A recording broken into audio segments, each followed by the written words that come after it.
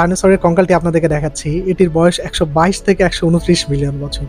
আচ্ছা ১২২ থেকে ১২৯ মিলিয়ন আসলে কি পরিমাণ বছর হতে পারে বা কি পরিমাণ আগের হতে পারে?